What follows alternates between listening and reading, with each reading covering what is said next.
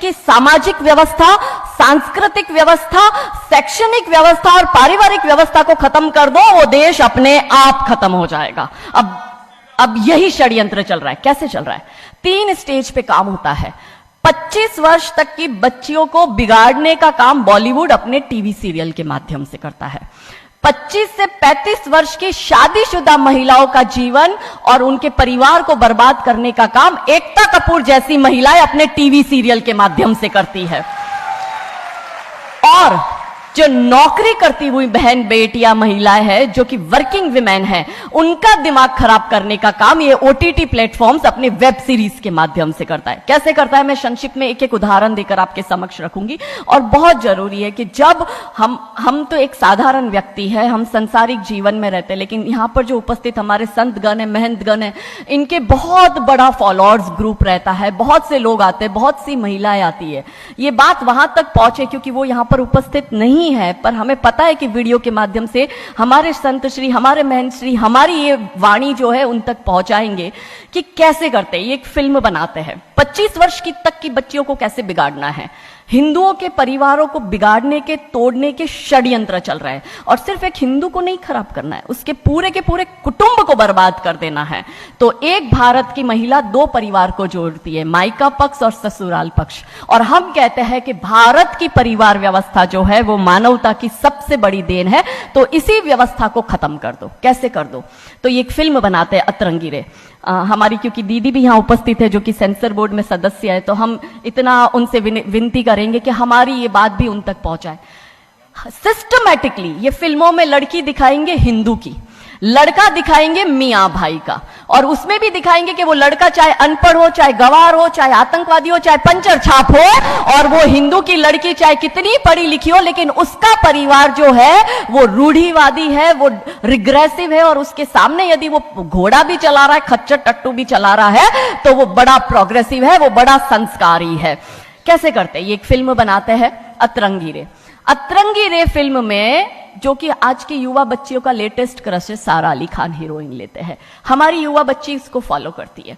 उसमें यह दिखाते हैं कि सारा अली खान जो एक मुस्लिम लड़के के प्यार में पड़ जाती है और अपने परिवार से विरोध कर कर, उनसे लड़ झगड़ कर ट्रेन में बैठकर वो भाग जाती है। उसी ट्रेन में एक संवाद होता है उस पिक्चर के हीरो का और उसी हीरोइन का। दोनों अपनी अपनी लव स्टोरी शेयर करते हैं।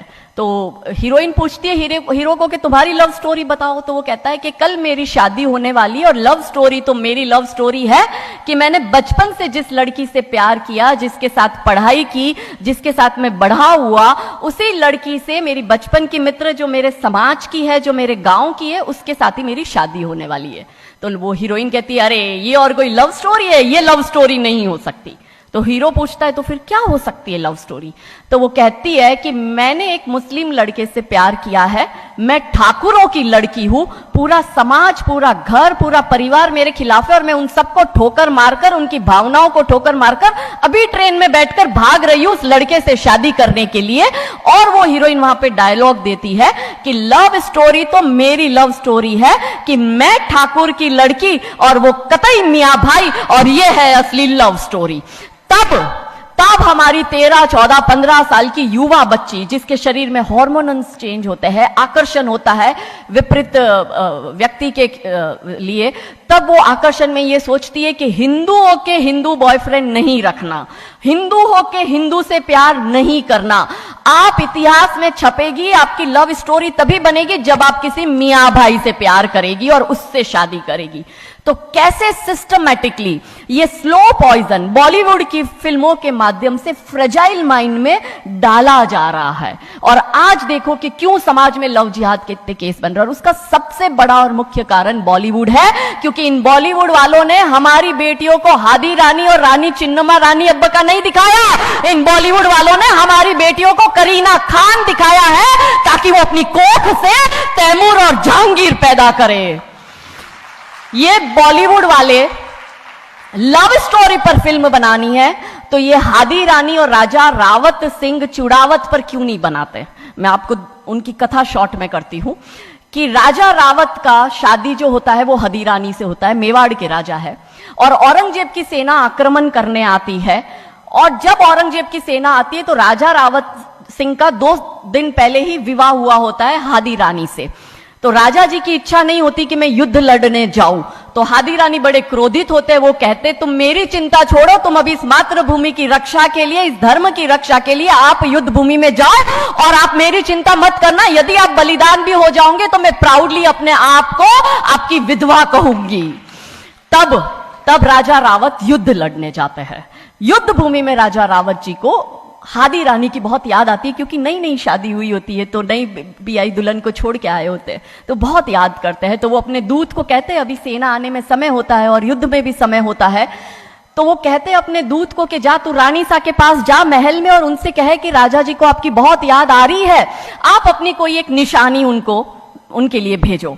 दूत भी बड़ा टेंशन में आ गया कि ये युद्ध भूमि में बैठे और इनको हादी रानी की याद आ रही है, ये युद्ध लड़ेंगे कैसे और जीतेंगे कैसे। पर वो दूत डरते डरते पहुंचा रानी सा के पास और रानी सा को कहता है कि राजा रावत जी ने आपकी एक निशानी मंगाई है, उनको आपकी बहुत याद आ रही है।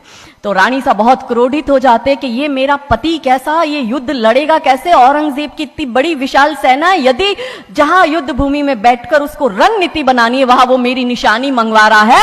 तब हमारी हादी रानी क्रोधित होती है, हाथ में तलवार लेती है, अपनी गर्दन काटती है, थाल में सजा के दूत को देती है और कहती है जा तेरे राजा को जाके दे देना मेरी निशानी। तब वो दूत युद्ध भूमि में जाता है, राजा जी को हादी रानी की निशानी यानी कि उनका कटा हुआ मुख देता है।